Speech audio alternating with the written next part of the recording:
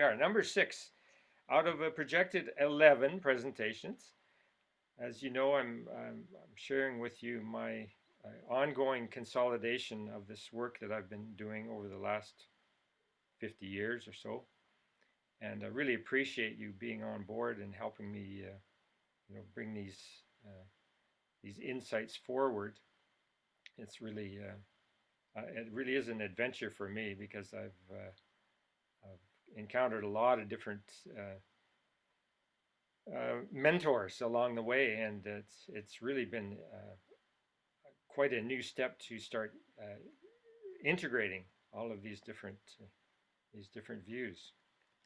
And of course, the lunation cycle has been at the core of that, and the whole thing wrapped up into my sense of the lightning path, and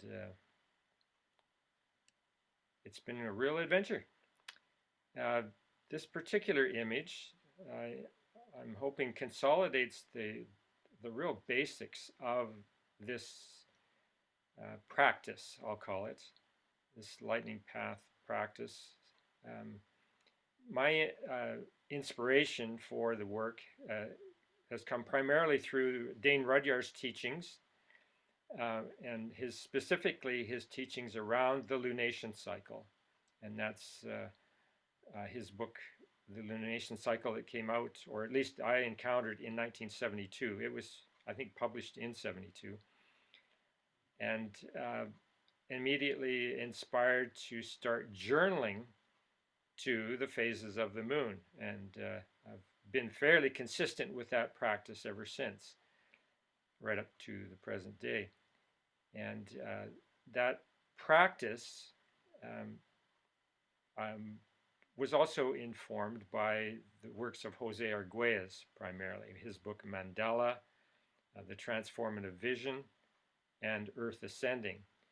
So if one were to embrace these 4 books, you would have a lot of the core philosophy around the lightning path, embodying the myth of the feathered serpent, which is ultimately what I realized was happening in my life. Initially, I'm just dealing with the lunation cycle, but as of March 3rd, 1986, my engagement with all of that material jumped considerably to a new level. And in the image here, we have just above the book, The Transformative Vision, you see lunation attunement begun in 1972. And then we've got the little sinusoidal wave pattern, which indicates the successive lunation cycles all linked together. So this is a frequency phenomenon. And I'm attuning to that frequency for 14 years. And towards the end of that 14-year period, I'm exposed to Arguelles' book, Earth Ascending, which took me into a whole new holonomic worldview. And his work is based on his many years study of Mayan calendrics and philosophy. And what I realized was that just as I was journaling and tracking the ongoing phases of the moon, there was in fact already existent this overarching pattern from the ancient Mayan Tzolk'in calendar. And the moment of seeing all of that was a completely transformative experience. It was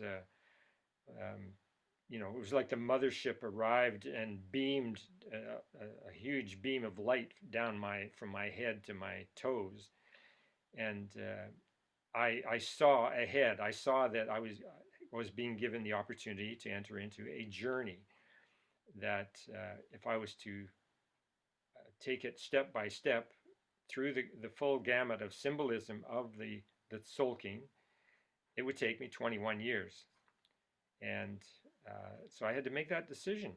Am I on board or not? And of course, at that point, there was such momentum behind me that there was no question I had to move ahead. And of course, life changed dramatically from that point on. So what I've realized over the last many years is that this was me attaining resonance with the orbit of Uranus around the sun. Now, and when I had that initial empowering spiritual experience, it was at the same time that Voyager 2 was passing by Uranus, and we were receiving images and information from uh, Voyager 2, you know, things that humans had never before seen in relation to Uranus. Uh, the rings of Uranus were something new way back then. Um, there was just this flood of information and energy coming back from Voyager 2, and there I was on an inner plane, um, receiving this huge inspiration that put me into resonance with that cycle. So ever since then, ever since uh, the conjunction with uh, Uranus, um, the myth of the feathered serpent has been unfolding in my life and many other people. Because shortly after that convergence in 86 was the harmonic convergence in August of 87. And that was the worldwide planetary convergence ceremony that Jose Arguelles initiated. And I was a participant. I was the Calgary area coordinator for the observance. And there were hundreds of thousands of participants worldwide, all going to, people going to sacred sites all over the planet for this simultaneous event. It was peaceful. It was grassroots. It was it was remarkable, and it's certainly a turning point for me in realizing that wow, just I'm not alone in this larger um, visionary journey, and and there's a whole body of work that explains the philosophy behind this whole feathered serpent mythology, and I was really on board with that, and that's been my study specifically of Arguelles. But as 2012 approached, of course, there were many more books came out, and the whole Mayan cosmology became much more apparent. So Rudyard has this to say about engaging with myth, and not particularly the myth of the feathered serpent, but myth in general. What we call a mythos is a sequence of events clearly embodying an archetypal series of phases referring to a fundamental life process, including the process of metamorphosis involving a radical change of level or mutation. So this particular image on the left really, to me, sums it all up. There's this upreaching into another more expanded level of consciousness, and it's a journey. It can be physically felt, this transformation, and not necessarily something that we can anticipate the timing of. We may have an orientation towards that, but the actual timing, which is the nature of Uranus, uh, will likely be unexpected, but unexpected and transformative all at the same time. And by having, in my own experience, by having a lunation journaling practice, I was much more able to catch the inspiration and then ground it. I had a grounding practice, let's say, and so that my journals are filled with the insights of the moment, and I'm often going back into the journals to retrieve those insights and bring them forward in some kind of synthesis in the present.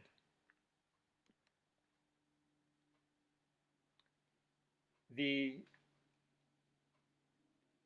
tracking now with the Mayan calendar, the Tzolk'in, what what became apparent was that there was a series of 20, I'm calling them temples of the imagination, basically. Um, 20 temples based on the Tzolk'in, which Arguelles also calls the harmonic module. He does that because he's gone into the core essence of the Tzolk'in and gone to the basic principles and has made it um, understandable that this is a structure of consciousness or a tool of consciousness that can be applied in countless ways at whatever scale we choose to apply it at. It has that quality of, I'm forgetting the word right in this moment, fractal, the fractal principle. So having that in mind, it was like, okay, so there's these groups of 13, and they presented themselves as temples of consciousness. And the astrological component was what I caught was, okay, so we have a entry into this stream of symbolism in March of 1986. And there's a consistent pattern going into the future and a consistent pattern going into the past. And I I just came in on one of the temples. Well, at the very beginning, the one, as it's called, Emish, uh, the archetype of the Great Mother. So that was the beginning point. And eventually, I developed this whole book of Electrum, which is the way of finding the astrological alignment of a person's birth to the flow of Tzolk'in hieroglyphs and numbers. So this is astrology in service of the mythology. How to bring people into a place where they have a direct personal connection to the myth. And there's, as I think of it, there's a wealth of, there's a spiritual gifting that is available to the extent that we're open to receiving it. And that's all a matter of surrender. So, a typical temple of birth, this would be the temple of the cosmic gateway. And as I say that, you're also maybe aware that there's an ongoing calendrical flow here, so that currently we are in the temple of the cosmic gateway, and we are just coming to completion of our journey through this particular temple. And these are all aspects of the path that progressively revealed themselves. You know, I didn't get the whole thing all in one download. It's been, you know, over the many moons since the start, there have been smaller, we'll call them revelations, but all hanging together somehow. And really, what we're encountering is an opportunity to engage in a symbolic life. The symbolism and the numbers are meant to carry us into broader and broader states of consciousness. And that particular kind of journey leads to what Rudyard called a symbolic life. To live a symbolic life is to live a transpersonal life, a life in which every event can be referred to an archetype, thereby acquiring a sacred character. So this notion of referring the events of our lives to an archetype, we've got here a whole body of archetypal symbolism, and we have the opportunity of engaging with that in an astrologically aligned kind of way. And the way it looks to me is that this is the way of coordinating a much larger group phenomenon, that this whole Tzolk'in harmonic module structure is a very harmonic um, manifestation. It polarizes the, the light and the dark, the yin and the yang. You know, it's got all of this, the lunation cycle. It's all a dance of polarity, and we can become more and more conscious of that dance, and more um, able to walk in balance, as far as I'm concerned, because we're going to be embracing not only the light but the dark as well. So it's a balanced, harmonious orientation to life. Now, Arguelles is really the modern era's,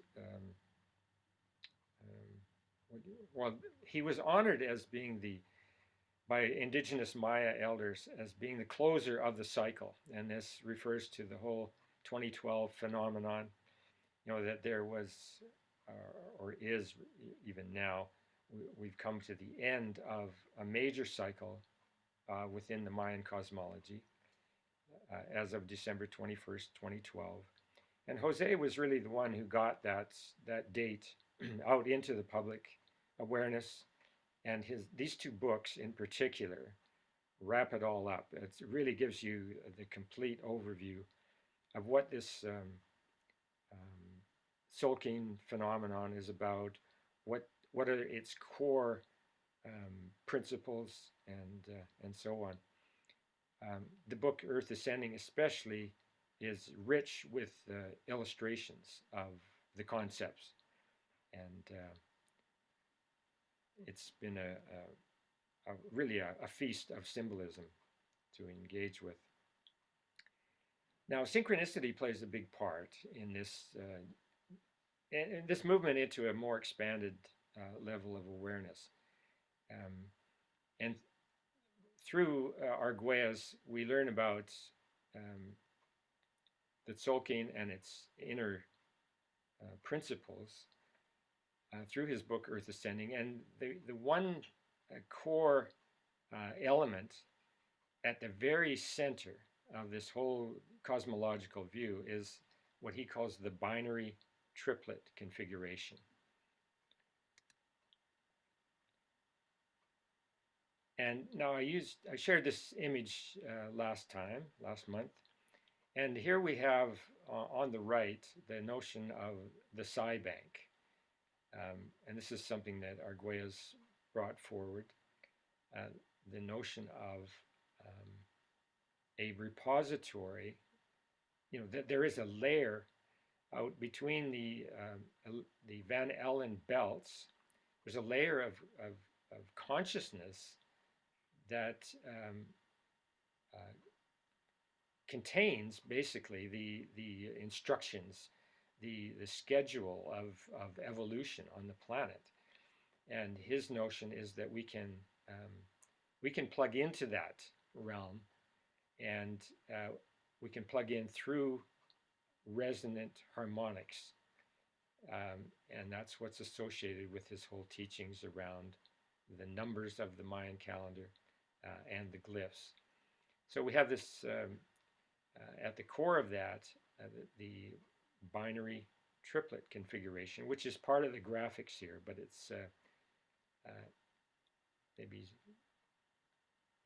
seen elsewhere. And the place that got me really excited was coming across this image of Carl Jung's home and the monument, or this structure that he created for his 75th birthday. This cement, I think it was cement or stone on the right.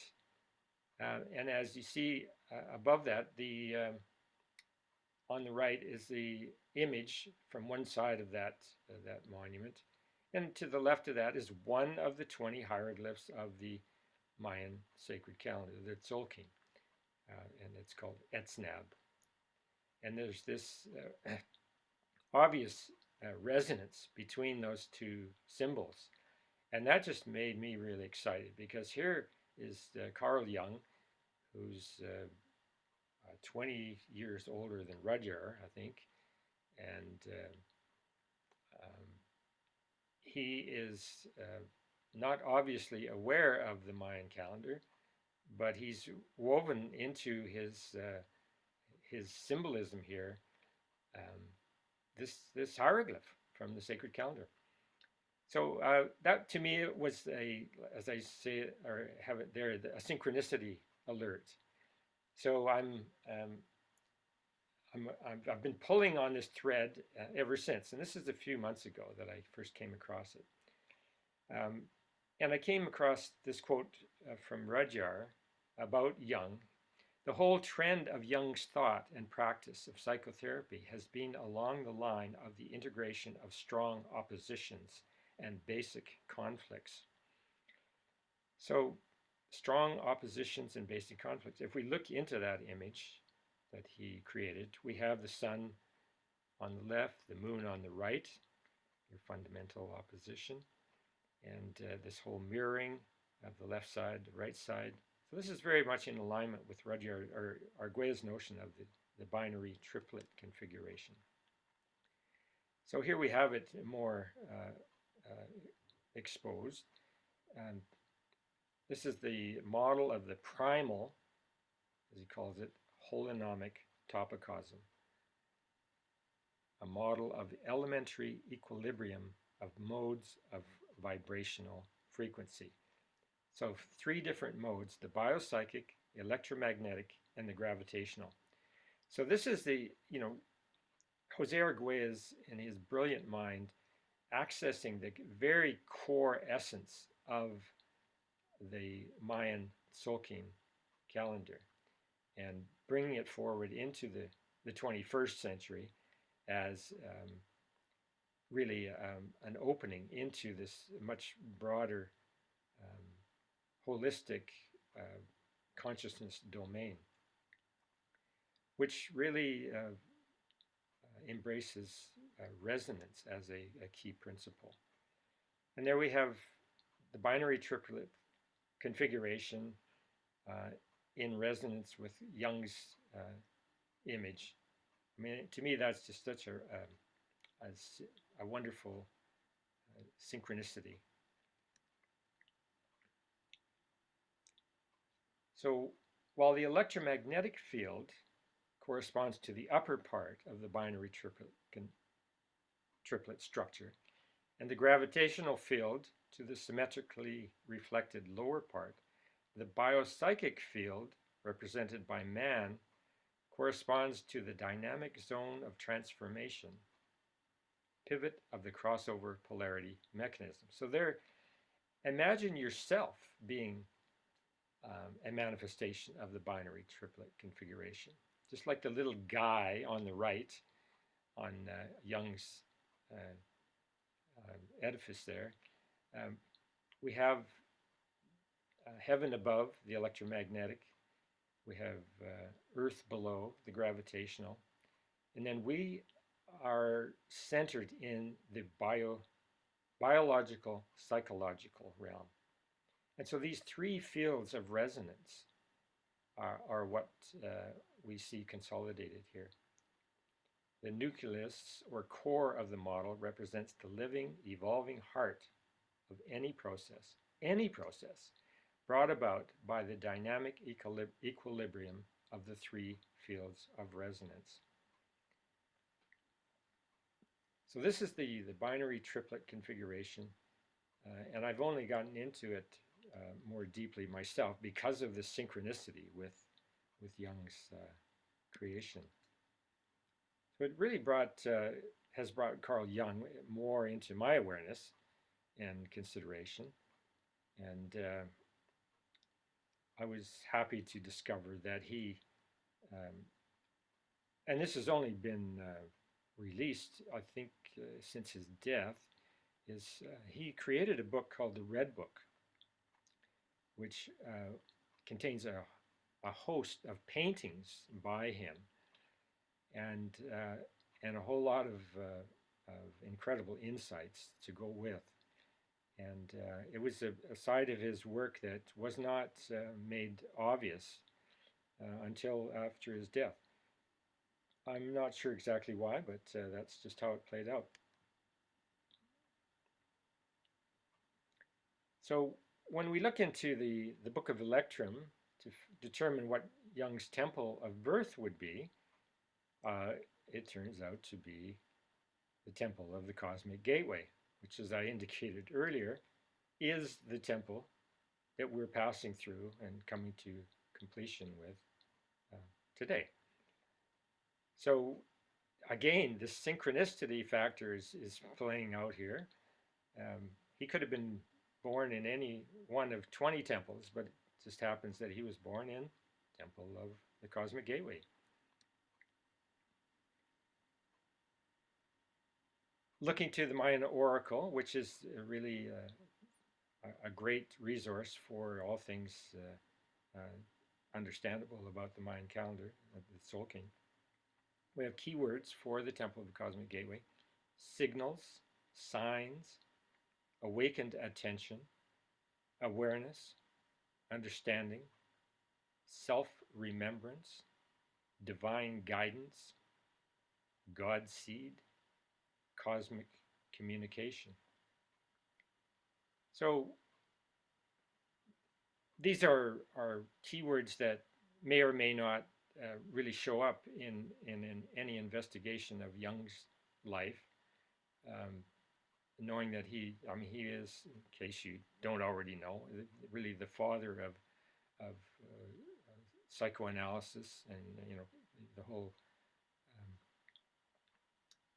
what shall we say, psychotherapy, the modern psychotherapy tools, he developed, and through great personal sacrifice.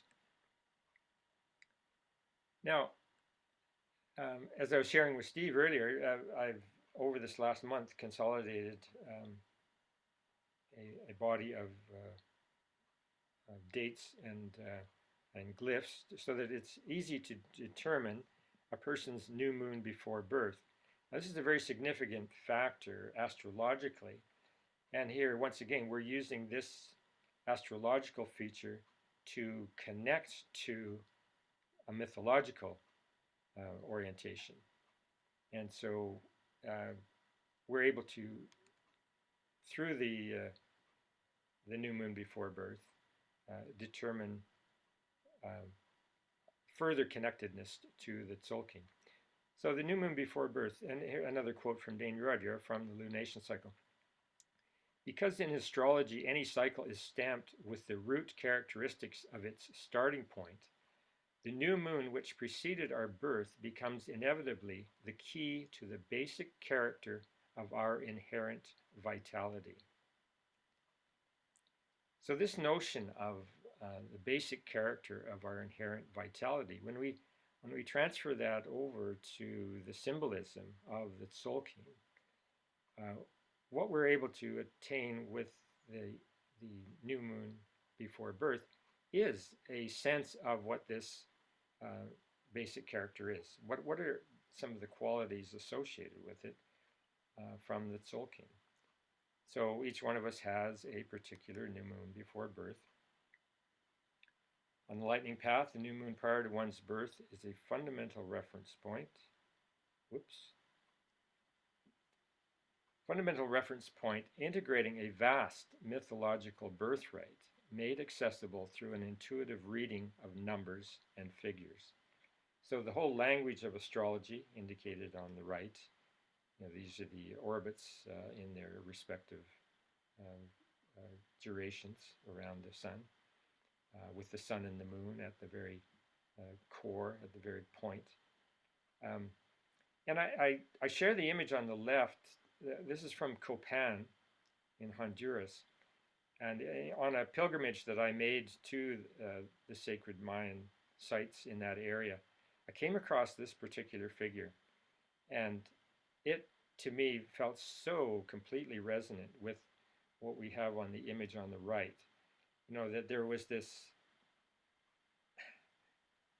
larger alignment available that they were getting the Mayans, ancient Mayans, were also getting um, um, we're also aligned astrologically. Let's put it that way, and that there was successive levels of consciousness attainable. So just another grounding feature in the synchronistic factor. So this is the table of new moons that I've consolidated. It's now available for download off my website, lightningpath.net website, and you can either read it online or download it and print it out. I've done the latter, and now it's become kind of a text, well, a journal. I'm investigating different new moon before births of friends and family, and so I'm making notes now on the printed out version, and so this will continue as a tool from here on in. So what you'll find with that table is, so here we go.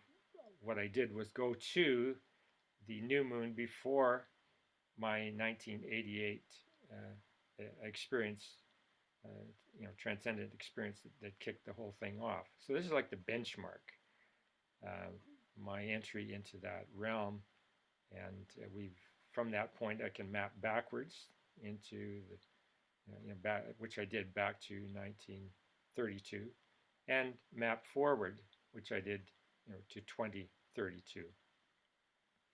So for anyone now, if you locate the new moon date before a person's birth, what you're given here is the number of that moon and the glyph associated with it. And this kind of consolidates and includes all of the information in the Book of Electrum. So you really actually wouldn't need to go to the Book of Electrum if you looked into this table, because all of the colored, the red colors are refer to the seventh moon of each lunar year, and that's what determines the temple, is the seventh moon glyph. So another way of looking into that 13 moon structure, it's the seventh moon that determines the hieroglyphic resonance. And so the Book of Electrum, on the figure on the left, that's what that provides. The table of new moons now it pinpoints which of the 13 moons. First, we know the temple. We know which there's 13 moons in that temple. Now we know which one in particular are we referencing. And so, as is the nature of the geometry expressed here, we see the Mayan notation for 1 is a single dot, 2 is 2 dots, 3 dots, and so on. And as you see from the mandalas, the number mandalas they've created, as we get to the higher numbers, we get into greater and greater complexity. And that's just the nature of the journey. From that complexity, then there's inevitably the movement on to a new beginning, and back to a unitive source, and so on. And that's when we change temples.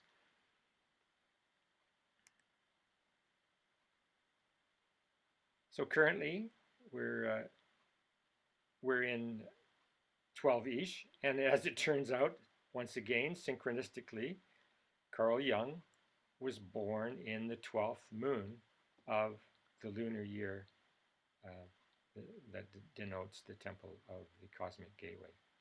So completely resonant with us on this journey. And I just could not ignore that fact, and so that's been exciting to bring that forward. So this is an artistic rendering of my own to evoke the qualities of what Ish is all about. The planet is central to that. This is the mystic warrior, the mystic sorcerer, the adventurer in consciousness. It's heart knowing. Um, that's only my interpretation. There are others. So, where are we now on the lightning path? As I've indicated, we're in the 12th moon, going into the 13th moon. So there we are looking down the chart. This indicates specifically. So if you just had this printout, if that's the only resource you had on the lightning path, you got it all right there. All your basic information is encoded in this table.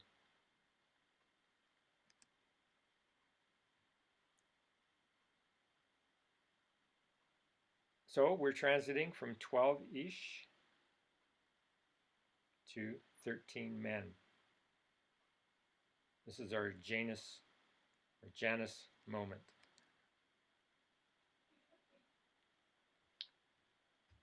Temple of the Cosmic Gateway, 12-ish to the right, 13 men.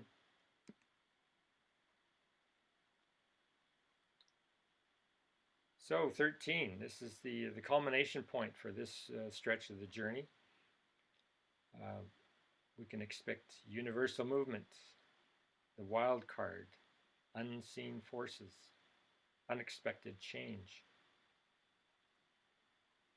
So as was discussed before I began this talk, this feels to be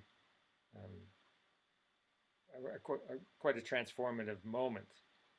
And when I say moment, I'm thinking in terms of the whole lunation. It's because, as was indicated earlier, every lunation is stamped by the tone that comes through at the new moon point.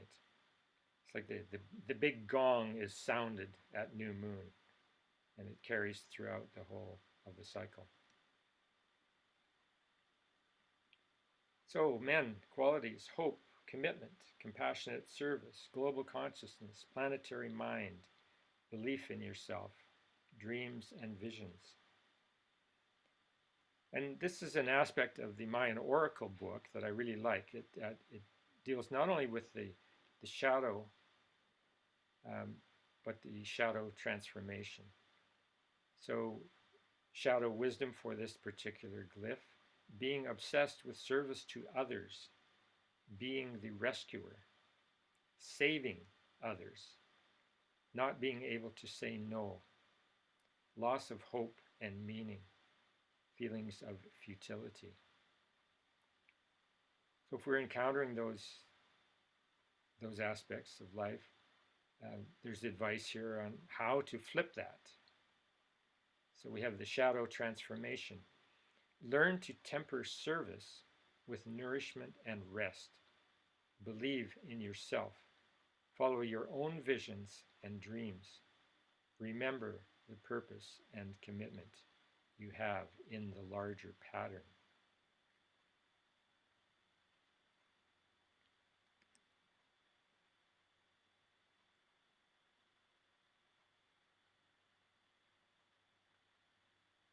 So once again, back to Carl. Through his depth psychology and his shamanic artistry, Carl Jung, exemplar of the Temple of the Cosmic Gateway, created, and I can't see what is under my bar here, and I can't move it. So it's referring to, this is the cover of the Red Book, limited edition, and absolutely stunning synchronicity here. As we're moving into this moon of eagle, of men, of the planetary mind, I come across this image from Carl's Red Book that he's painted.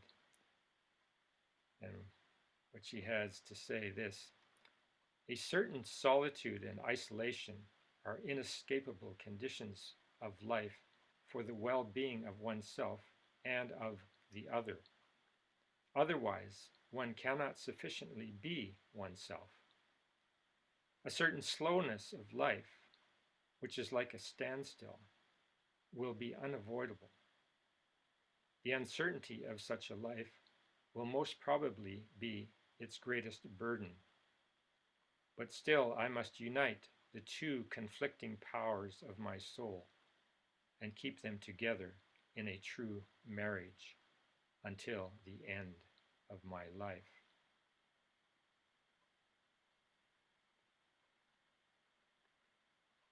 So, this whole notion spoken of earlier, the integration of opposites, I mean, what he's speaking about here, to my mind, is really it's like the philosopher's stone, the full-on integration of polarities and a universal orientation to all experience that comes from that. And so here he is with his eagle wings escorting us into the completion of the temple of the cosmic gateway.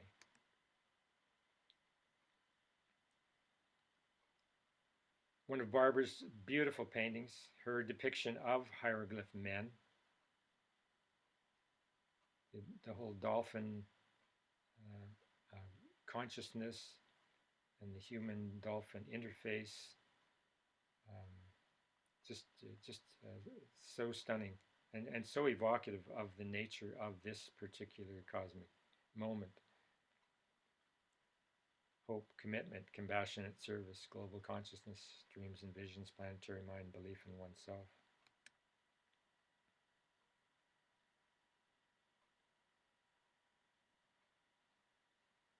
So for the last word, I'm calling upon the Mayan Oracle. I came across this quote, and this is as well an image that I created to interpret hieroglyph men. Awake and remember your path of service, your planetary seeding, your mythic call and promise in these magical times. Be all that you are. This is the time of the gathering of eagles.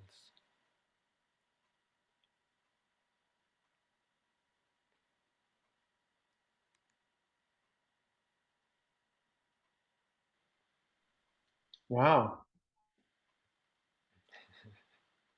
that was well done and so clear. Oh, I'm glad to hear that. Yeah, each time it's like I really understand the path. And now with this new edition of that Earth Moon chart, my question is when I find that and I know that my temple is Chuen, that's my seventh moon, yep.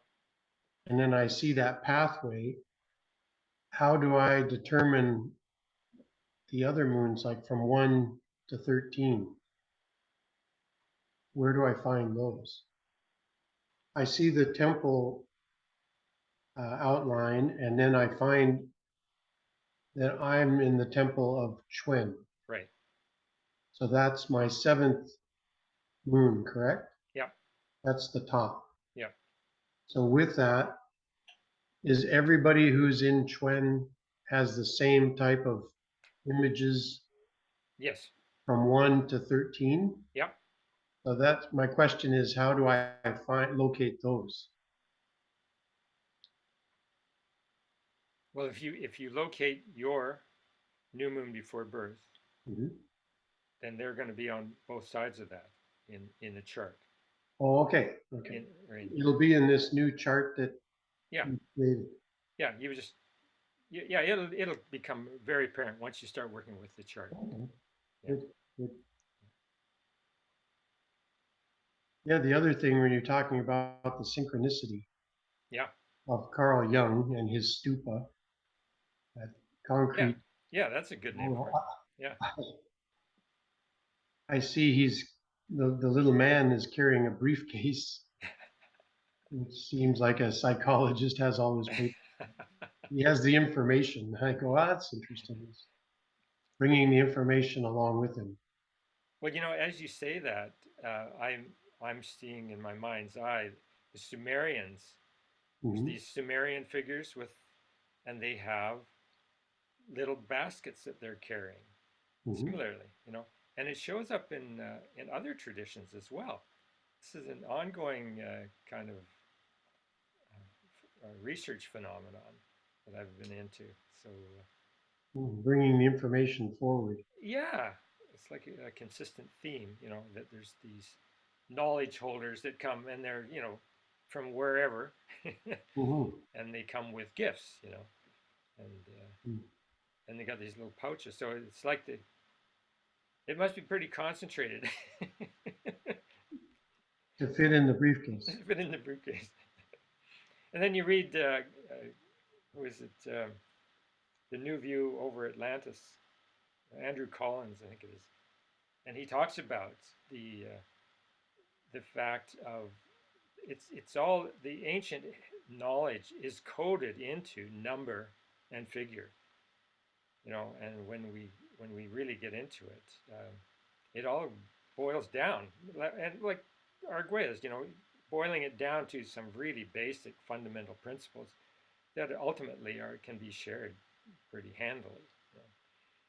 So, but when you think of all the, especially the architecture, I mean the principles at work there in all kinds of places on the planet, you know, um, where who was carrying that knowledge, you know, and how was it conveyed, and Hmm. it gets to be really fascinating. So when we went to, we lived in Texas and we went to Houston and we went visited the Young Center there. And I'm really feeling the synchronicity because, first of all, I have the 1008 Buddha project behind me. And when we went there, they had exhibit space. And so I asked at that time, I was looking for a space to exhibit the project, which you contributed to. Right? And so we were in the Young Center and uh, we asked, but it was like they wanted to profit from it. Mm, And I said, well, this was not an, for sale. This was just right. an exhibit. And they, they were allowing exhibits for 30 days, but they had to profit from the sales of any paintings. So I Yep. said, oh, it won't work out. But there was a synchronicity there of Young and the Buddha project, and your painting was in it. And Yeah. I'm feeling that right now. Oh, right on.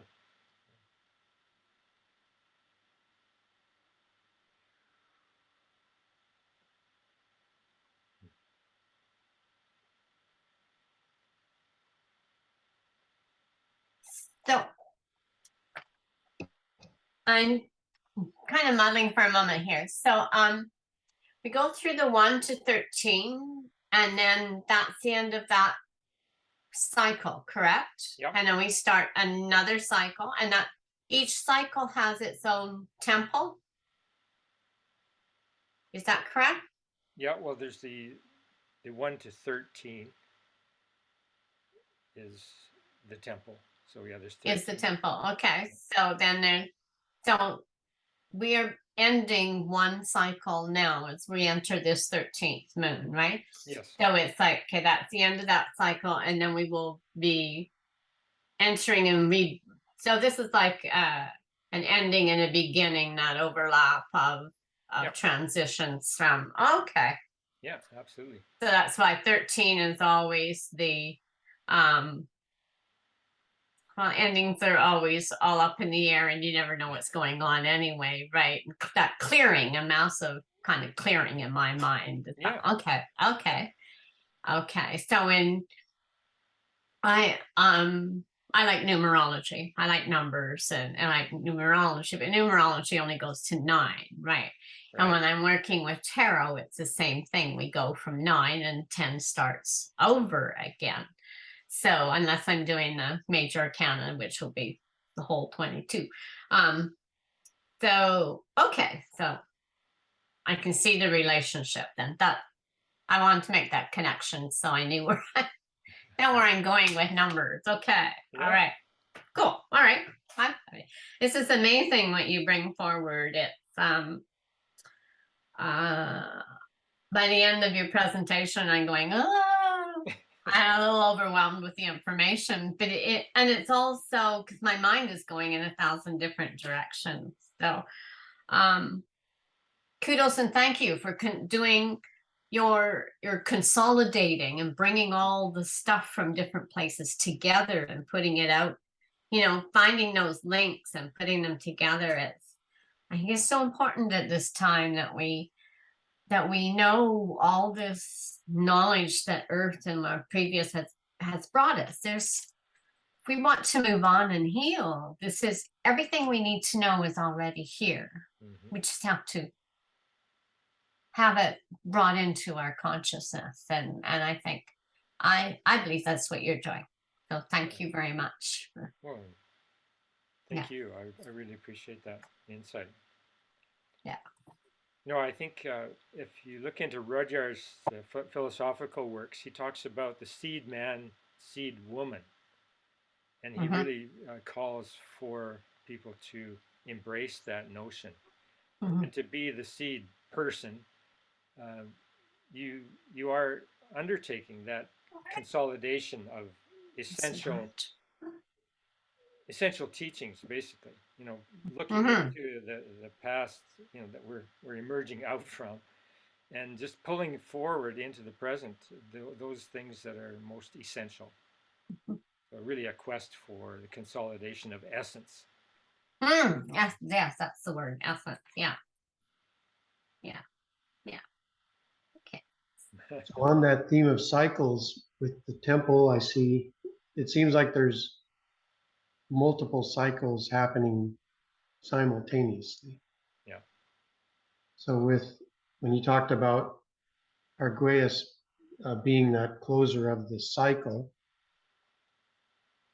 and seems to me that the Western mind said, okay, that's over, the Mayans are done. My question is, I know there's more than that, but that's the media, let's say. Yeah. What is in that broad, if that's the closure of that cycle, what is the new cycle from 2012? Well, we look with that whole cosmology. We're hanging it on the precession of the equinoxes cycle, which is the 26,000 year kind of spinning top image of the Earth. You have the 26,000 year cycle, broken then into 5,000 year, 5,100 and something segments. So yeah, all of that completing, and so we are the beginning of the new cycle. And this is the whole thing. It ties then into this whole notion of the Aquarian age. So you have the Mayan cosmology and the Western conjoining, and it makes for, and then you bring it down to the new moon. It makes for a very auspicious moment, of beginning of something new. So that's where the individual comes in. The individual is the carrier of the seed knowledge required to initiate this new pan-cultural development of the whole. Well, when we come to this notion of the planetary mind, and Teilhard de Chardin and Vernadsky in Russia, and they've brought forth the notion of the new sphere, the planetary mind. Arguelles is built on that. Buckminster Fuller, he's had his insights on that. We have a new era of consciousness for not only for humanity, but for the whole of all the kingdoms of the earth, and it's plausible within that model, and of course that's all still kind of in that theoretical realm. It's entirely plausible that dolphin or the cetacean consciousness is a component, you know. And in fact, what's his name? Russell, the planet. Oh, here we are. The Awakening Earth, Peter Russell, the global brain. There's actually a video available on YouTube, and he does a great presentation about this notion of the planetary mind, you know, emerging, and he acknowledges the intelligence of the dolphins and whales right near the beginning, which I think is just bang on, because in reading Rudyard and Arguelles, I don't get any reference to cetacean intelligence. So it becomes kind of an anthropomorphic orientation, but I'm going for the broader. I think they've got something to offer here that is really profound, and I'm still investigating my own relationship to them in the personal. I've got 3 new songs underway. Wow. What was the title of that book again? The Awakening Earth, subtitled The Global Brain. Thank you.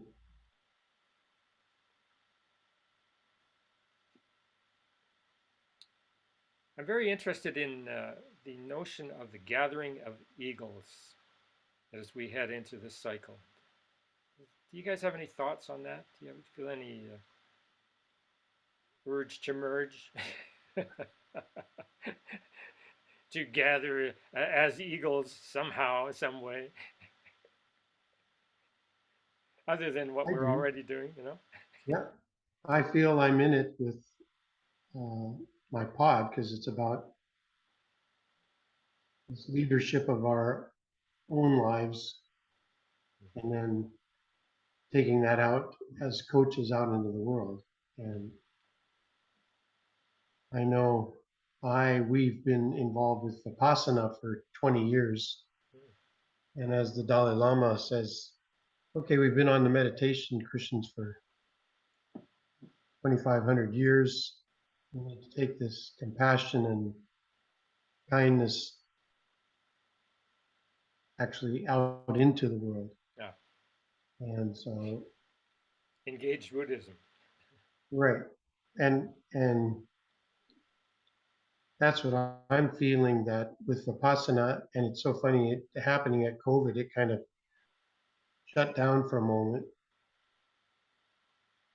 And going into the Dhamma hall is an individual thing, where I'm finding this PQ now there's a lot of similarities in the breath, and actually the Buddha was the original scientist. He had it all figured out. So it's nothing new.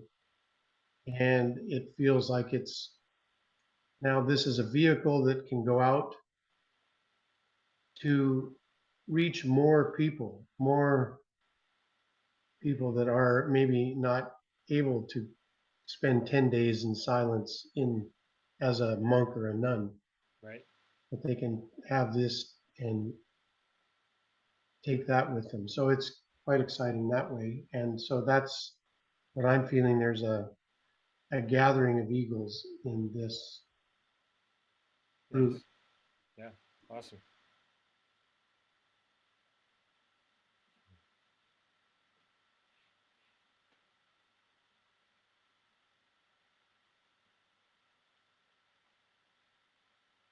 When I see eagles gather where I live, it usually means there's food around. There's something that's going to make them grow. Mm-hmm. So I have, I've had this now for quite a while, a real feeling of the awakening and the potential for growth. So that's what I default to when you talk about all those eagles in the trees. I have them here where I live, so so full of intent and purpose. and they're survivors. Strong.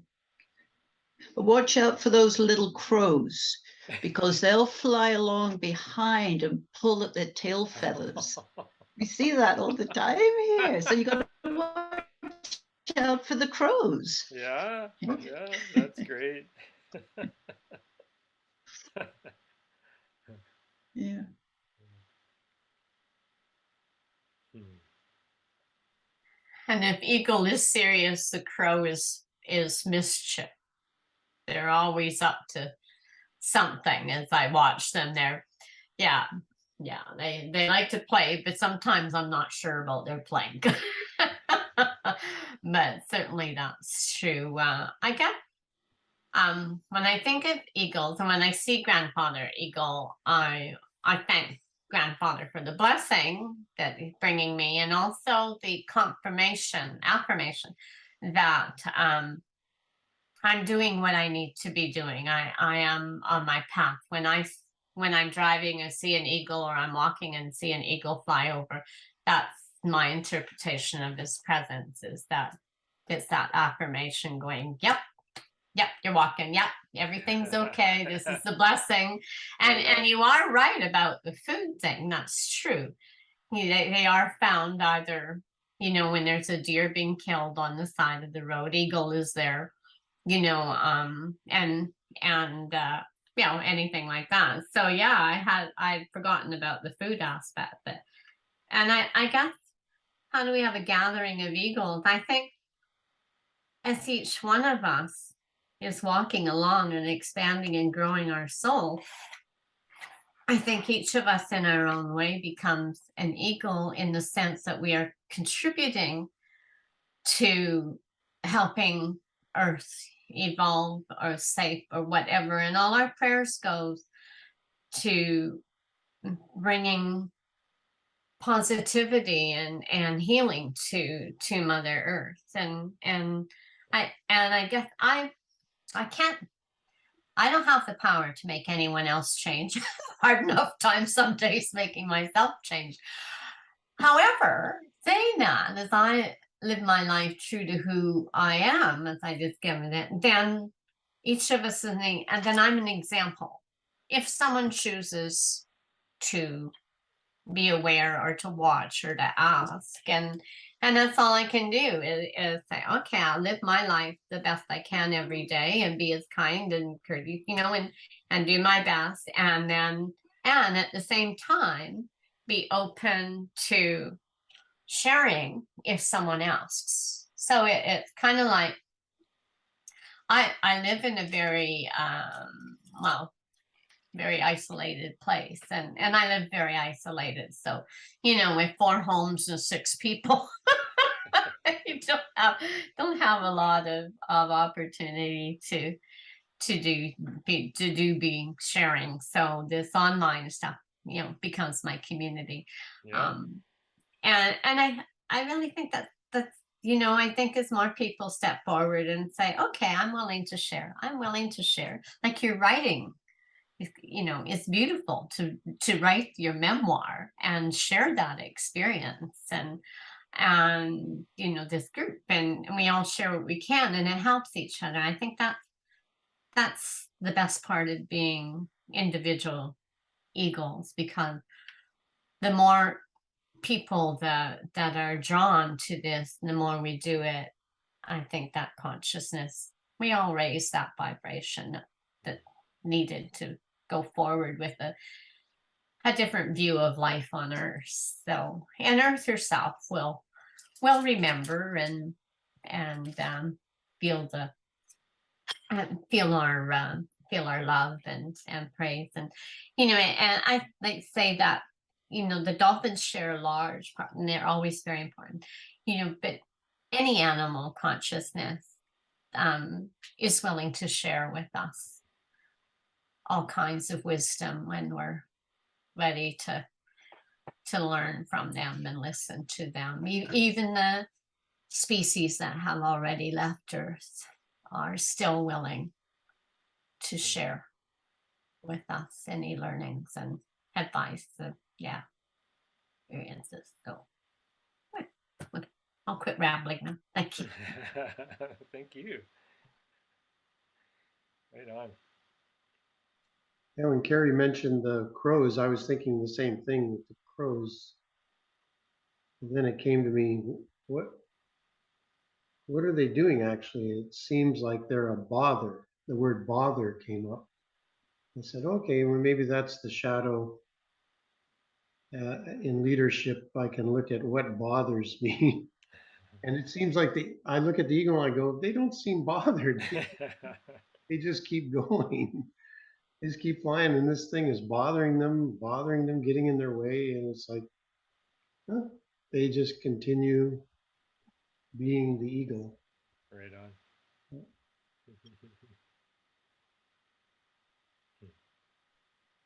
Sometimes they're going after their eggs. The eagles are after the crow's nests. Ah. And when there's eggs in the nest, they can be a little naughty. But So the eagles aren't all pure. no. The dark side. The dark side, the Side. shadow. And then the crows hand that on when they go after other birds' nests too. Oh, they Like- do. Yeah, like the blackbirds. Oh goodness, they really torment the blackbirds. Yeah, yeah, I do the same thing. So I guess it's like each one has its ups and downs, right? That balance of shadow and light. Yeah, The pecking order. yeah.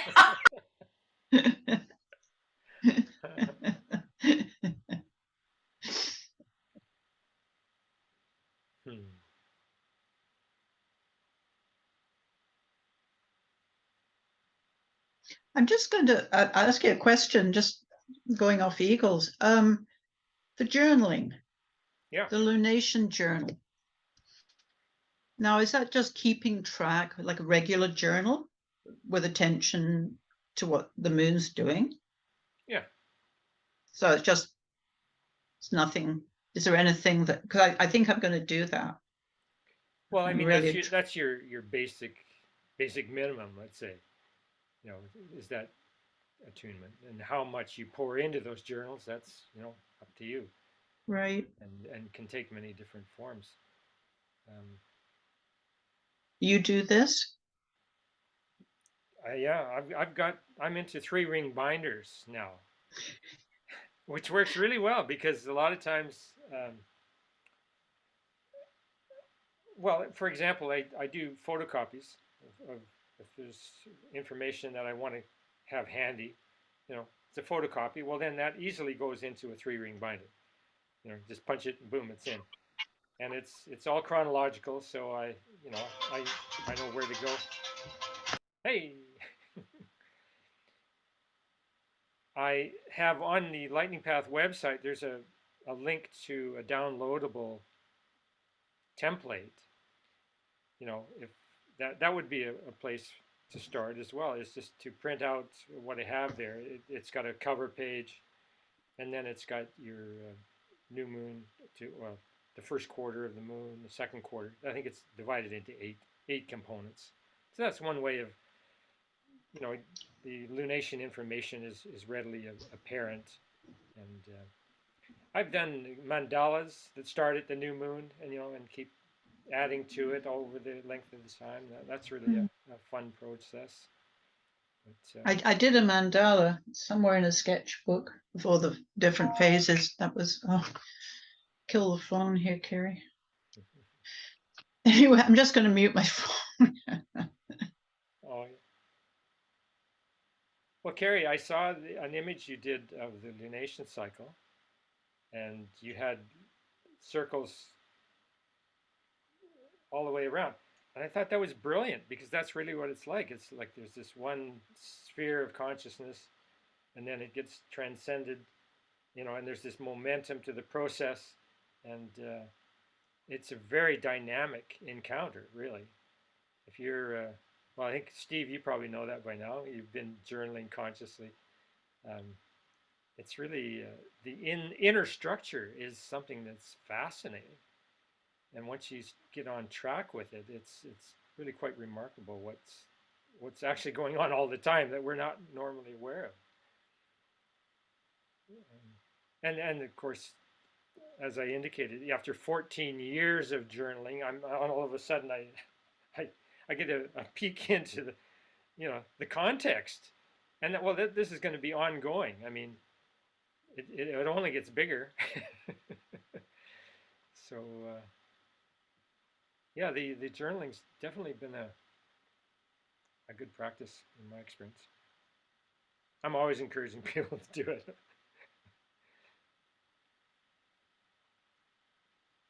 And what's happened for me is coming out of the fire situation we encountered last summer, um, where we were at the point of evacuation, and what would you take with you in the next 15 minutes? And I looked at my 50 years of journaling, and it wasn't going to be them. So since then, I've been digitizing them all. So I have them all now on a little hard drive. 50 years of journal keeping, page by page. And what a fantastic resource that is for me. Because there were times when I got major downloads of information, and I'm still trying to figure out what exactly that was about. And the journaling really helps, because I don't know if other people have this, but I find if I'm going into an older journal, even if it's 20 or 30 years old, as soon as I start working with the information, it's like a channel opens up, and I'm kind of right back there. I know the feeling of that moment, and it just seems really valuable to me to be able to get into that depth of inner search. Yeah, it's just satisfying for me anyway. I tend to listen to music when I journal, not blasting or anything like that, but my old journals have, like, all of a sudden I'll put a little note and say what's playing. What's playing? Well, like your Pink Floyd anecdote does, right on. Yeah, it just adds a little bit of depth to the words, I think. Yeah. Yeah. Well, I'll be signing up for your memoirs. That'll be wonderful. Go for it. I intend to. Thank you. On that note, my gal Teresa here has just in the last 6 months self-published her own memoirs based on she calls it the Freedom Chronicles, and it's anecdotes from her life, and she has definitely she lived outside the box right from the get-go. She's this 19-year-old who goes to Hawaii and gets a cab to the end of the road, like where the road enters or exits the jungle. She's going there to carve out a life in the jungle. I mean, that's the faith she had, and of course, she had her experience there, and the rest of her life unfolded similarly. Just always going for what really felt completely right on a basic level, not what somebody else might have for her, not what society wants her to be, blah de blah. She's just like on track with her dharma. So the journal, her book is just a great read, really fun.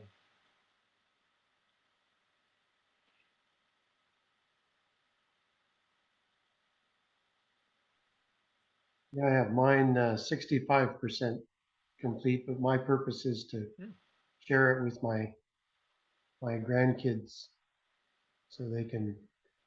What was Grandpa? Who was Grandpa? What was he doing? Oh, good. And so So, what form is that taking? A printed book format? Or well, at the moment it's the first draft, 65% done, and I've put it into kind of categories.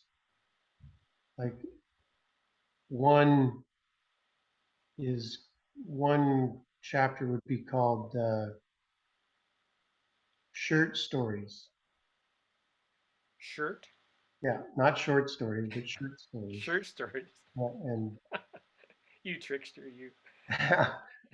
how these different shirts or different phases in my life, and yeah, on that kind of, there's a theme, That's fun. That's really fun. a theme for each one, and then one is one chapter would be sun, and all these different sun stories, Yeah. and yes, I've got about 65% of the stories done, and a bit more to go, and then edit and the whole, just self-published so that I have a printed copy that can be Right there on. for the children and the grandkids. Oh, that's great.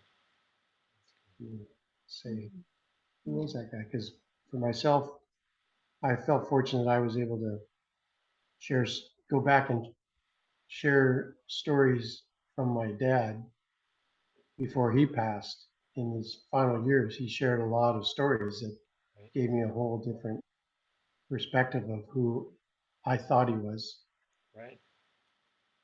Being in the army, and at that time, me being against Vietnam, there was a clash in perspectives, but I, Mm.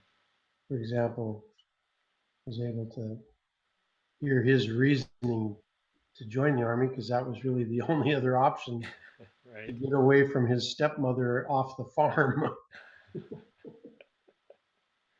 There's there's little things that I didn't know about that moved him to that area. That's, Gotcha. yeah.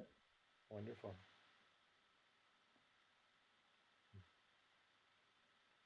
It's interesting that you're writing stories for to share with your grandchildren, and I've I've written a couple of short story memories myself from with the same intention, sharing them with my great grandchildren because they're the youngest. My grandchildren are in their 20s and late 20s now. So now they have children. So it's kind of fun because and I kind of do the same thing in that there's the animal stories and there's weather stories and things like that. So categories. But yeah, inspiration to do more of them because I've only done 2 or 3 and so I have stories of crows and stories of ravens, things that happened as I was growing up because I have a lot of blanks. And my mom did the same thing as your dad before she passed. The last few years, we were really good friends. Maggie wants attention because she's hungry here. So that's why she's flipping around my face. Come on, come on. So my mom had done the same thing and started sharing stories of her life as she was growing up. And it really helped me understand her as a person and also to understand her as a parent and why she parented the way she did. And yeah, and it was really awesome to be able to share things so that we weren't just mother and daughter. We were 2 women who had lived through unexpectedly the same circumstances at different times in our lives. So yeah, it was a real bonding. It was grateful. Yeah. Stories.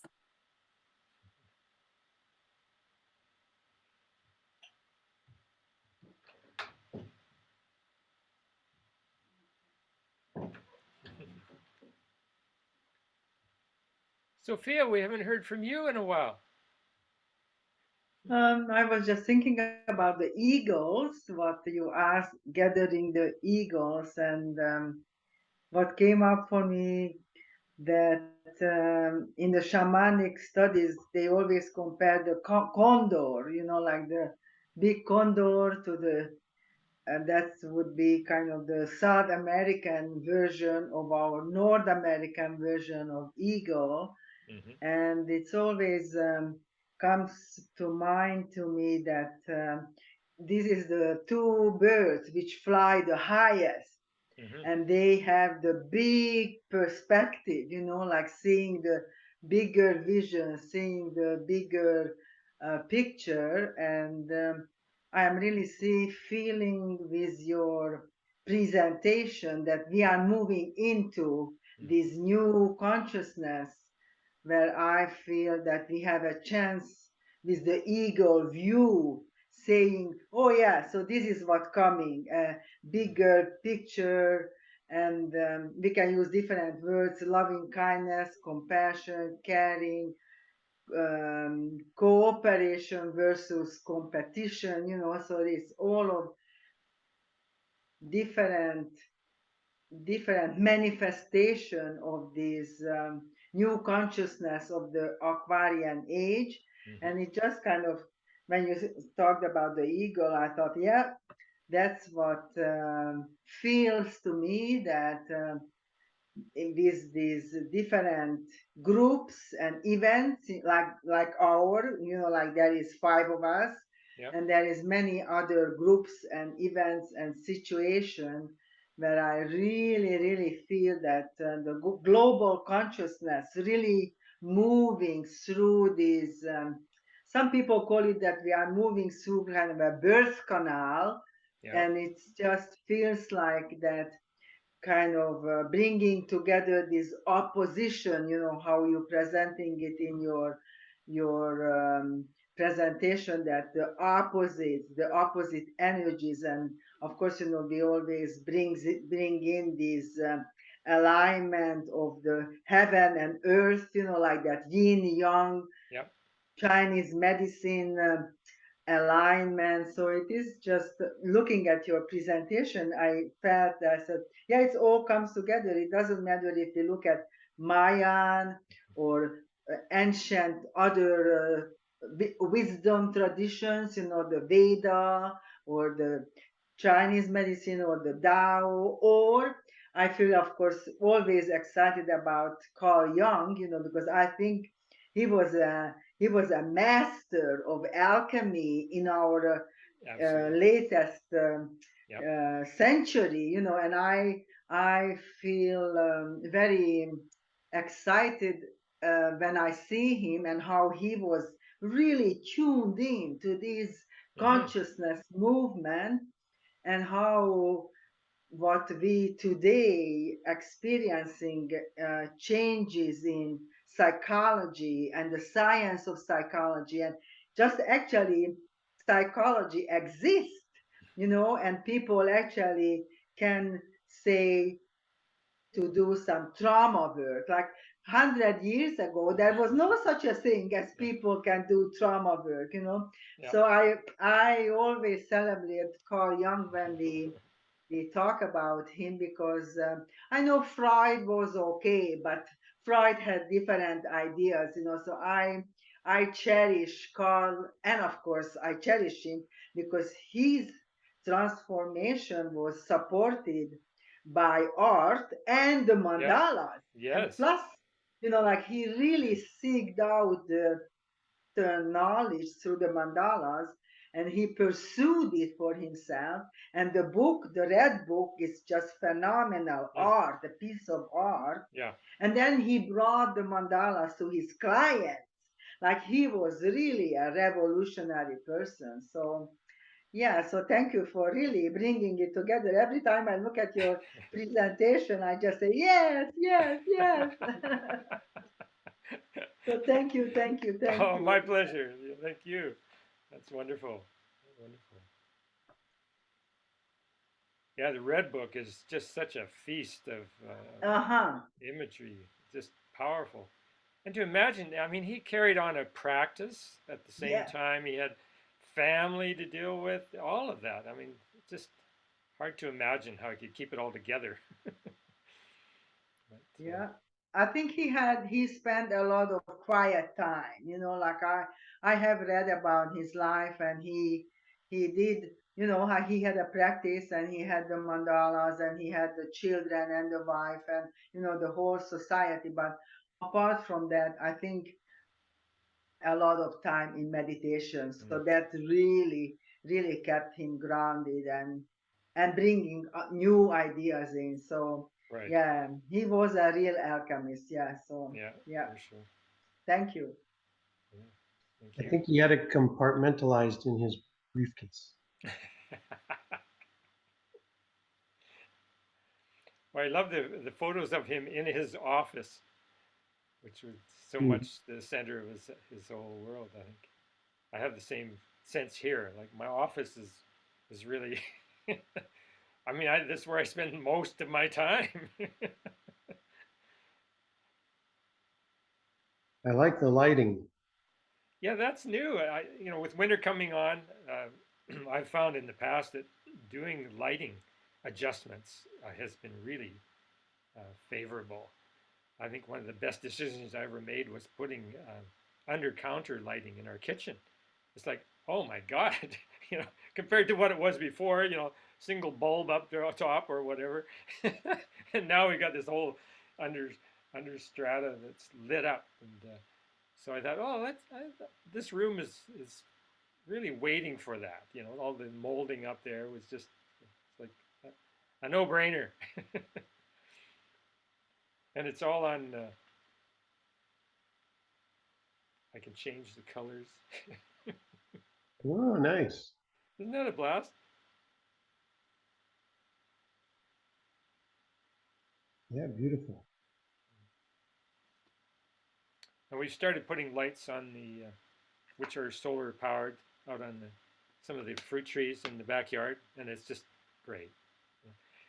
We find it just really helps us get through the dark time, and so many innovative things like this available now, on Amazon to your door in 2 days flat.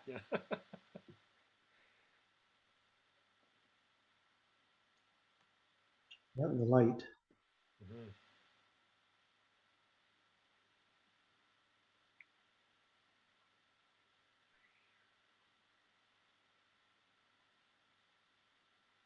Well,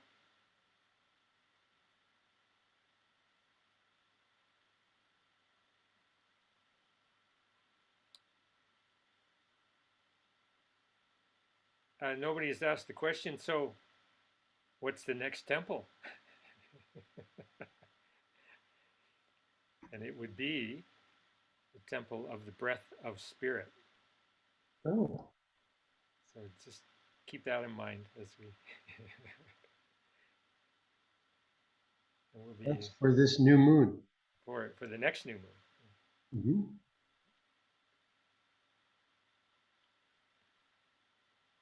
Like the one that's happening now. What's that? That's the moon that's happening now. No, no. With the next new moon, like we're completing the 13 moons of the current lunar year, the Mhm. cosmic gateway.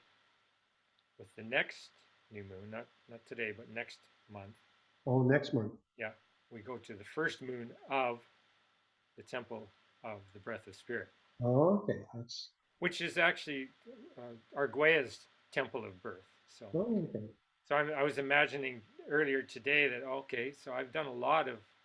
His influence has been huge in my presentations, but I think there's even more that I'm meant to consolidate from his teachings because I mean they really were immense. He wrote and produced I don't know probably 30 books, 20 or 30 books, you know, plus count all kinds of ceremonial activity, you know. But Earth Ascending itself as a book, I think it's like a foundation work for a whole new um, cosmological relationship to the Earth, and to the galaxy. Really, it was quite the forerunner and Aquarian, so Mhm. right in line with the themes. So yeah, I always come out of these new moon sessions with the question mark. So what what needs to be my focus, for this month? I Yeah, guess we're all kind of go through that. Eh? yeah, the new seed. The new seed. What's it going to be? And Mhm. which is exciting. I mean, last month it was pretty clear to me because of what came up in the session was when I realized how difficult it was to determine that new moon before birth. It wasn't handy at all. So that was like really clear guidance, and I just tore at it. So we'll see what comes this time. Mhm.